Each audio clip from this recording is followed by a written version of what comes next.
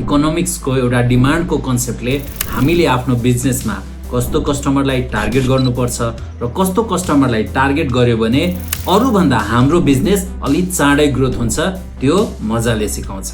Demand भनेको हामी सबैले सुन्नु भएको होला। डिमान्ड भनेको desire for your product, willingness to pay plus ability to pay.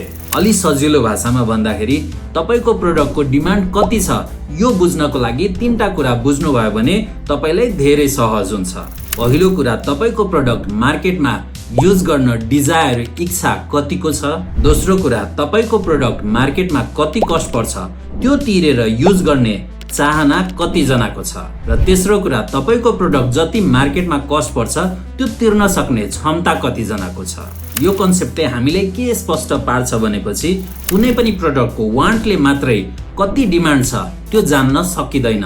त्यो प्रोडक्टको पहिला त डिजायर इच्छा हुनु पर्यो, त्यसपछि तिर्न मन पनि हुनु पर्यो र अर्को कुरा अन्तिम कुरा तिर्न सक्ने क्षमता पनि हुनु पर्यो।